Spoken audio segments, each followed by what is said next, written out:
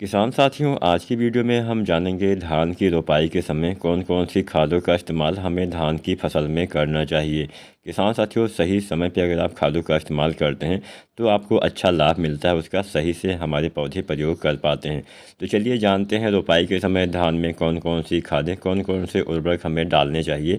अब यहाँ पे हम जो खादों का फार्मूला आपको बताएंगे वो हम दो तरह से बताएंगे। किसान साथियों, हमारी बहुत सारी जो धान की किस्में होती हैं थोड़ा सा जल्दी तैयार हो जाती हैं। जैसे हमारी बहुत सारी किस्में 110, 105 या फिर कुछ किस्में 100 दिन में भी तैयार हो जाती हैं।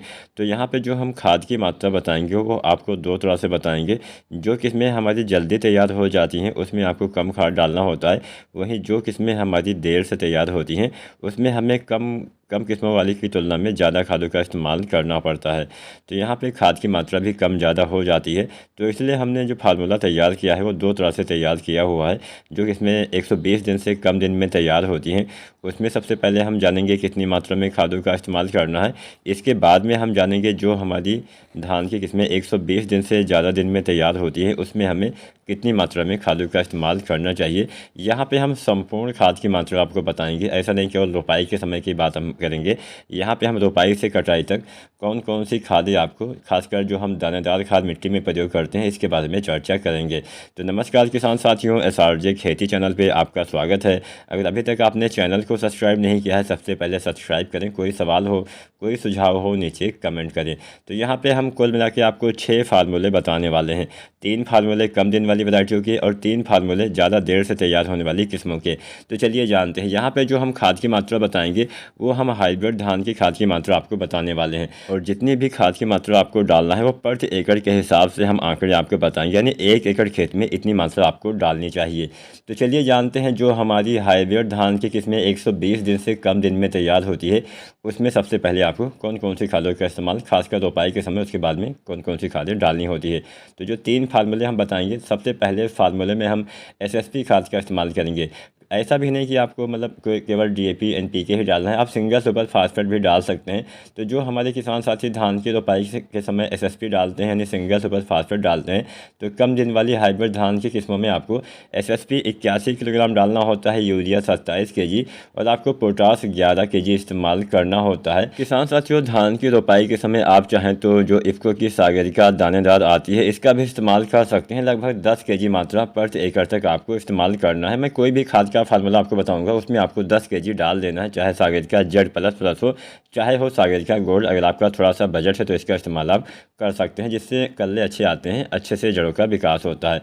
तो यहाँ पे आपको SSP 81, यूरिया 27, पोटास 11 kg आपको डालना है। पोटास हम 2 बार डालेंगे, आधी मात्रा हम धान की रोपाई के समय और आधी मात्रा हम लगभग वही 40 से 45 दिन पे प्रयोग करेंगे।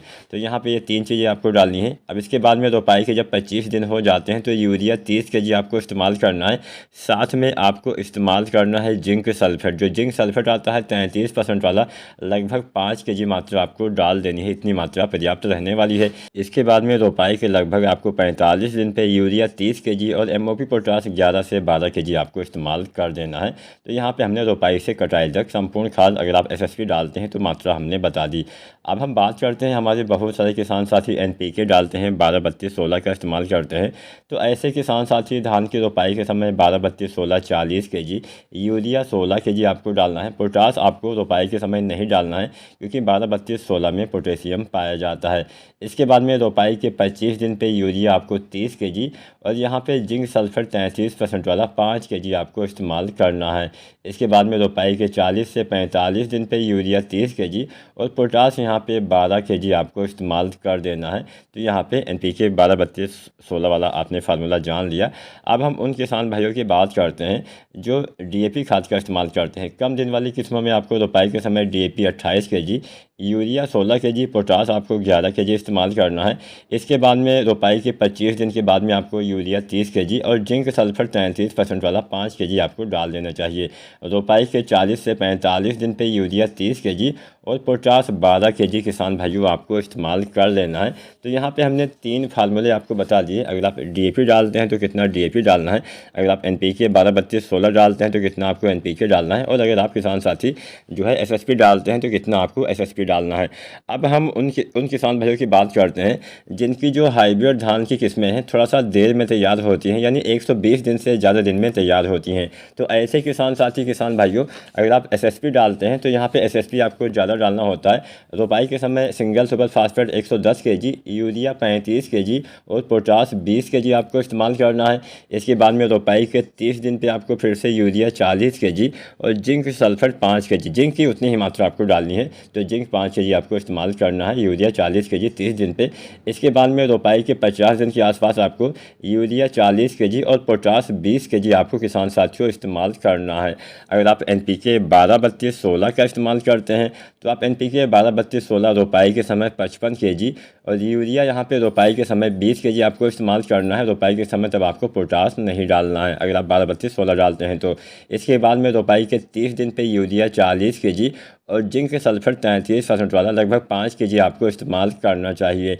इसके बाद में रोपाई के 50 दिन पे यूरिया 40 kg और पोटास 25 kg आपको इस्तेमाल करना है। ये दूसरा फार्मूला हो गया 12-32-16 वाला। अब हम जानते हैं तीसरा और अंतिम फार्मूला। तो इसमें हम DAP खाद का इस्तेमाल करते हैं, तो जो कि इसमें देर से तैयार होती है उसमें DAP 38 kg रोपाई के समय, यूरिया 20 kg और पोटास 20 kg आपको डालना है। इसके साथ में किसान साथियों रोपाई के 30 दिन के बाद आपको यूरिया 40 kg और जिंक सल्फर 33% वाला 5 kg आपको इस्तेमाल करना है। फिर से रोपाई के 50 दिन पे यूरिया आपको 40 kg और पोटास 20 kg आपको इस्तेमाल करना है। अब धान की रोपाई के समय आप चाहे जो भी फार्मूला डालें उसके साथ में आप कोई भी ग्रोथ प्रमोटर डाल सकते हैं, चाहे सागरिका दानेदार हो, चाहे बायोवीटा हो, या फिर कोई भी अन्य चीज़ें आप इस्तेमाल कर सकते हैं। अब यहाँ पे हम कुछ घुलनशील उर्वरक के बारे में भी आपको बता देते हैं। जैसे हम NPK जो डालते हैं उसके बारे में आपको बता देते हैं। तो जो NPK हम पहला डालते हैं 19-19-19 का इस्तेमाल करते हैं। 25 से 35 दिन की अवस्था में इसका इस्तेमाल आपको करना चाहिए और इसकी 1 से 1.5 kg मात्रा प्रति एकड़ की दर तक आपको डालना होता है। अगर आपकी फसल कमज़ोर है तो इसका इस्तेमाल आप 2 बार भी कर सकते हैं। पहली बार अगर आपने 25 से 30 दिन पे डाला है तो दोबारा से 15 दिन के बाद 20 दिन के बाद फिर से आप डाल सकते हैं। इसके बाद में दूसरा NPK, अगर आपकी फसल अच्छी है तो एक बार ही आपको इस्तेमाल करना चाहिए। इसके बाद में दूसरा NPK हम डालते हैं 052-34। अब इसका इस्तेमाल हम करते हैं बालियाँ निकलने से पहले गबोड अवस्था में, मतलब जब बालियों का जो विकास है स्टार्ट होने वाला होता है तो उस समय हमें 052-34 डालना होता है। इससे बालियाँ अच्छी आती हैं, सही से विकसित हो पाती हैं। तो 052-34 भी आपको गबोड अवस्था में लगभग 1 से 1.5 kg डालना है। अब इस अवस्था में इसके साथ में आपको बोरोन खाद का इस्तेमाल करना है। जो बोरोन आता है 20% वाला, इसकी लगभग 100 ग्राम या फिर 125 ग्राम मात्रा प्रति एकड़ की दर तक आपको इस्तेमाल करना होता है। अधिक मात्रा मत डालिएगा, अधिकतम 150 ग्राम मात्रा तक आप डाल सकते हैं। तो 100 से 150 ग्राम अगर आप बोरोन डालते हैं 20% वाला, तो इससे क्या होता है कि पोलिनेशन यानी जो परागण होता है काफ़ी अच्छे से होता है, जिससे आपके सभी दाने का भराव सही ढंग से हो पाएगा। अब इसके बाद में हम अंतिम जो NPK डालते हैं वो डालते हैं 0050।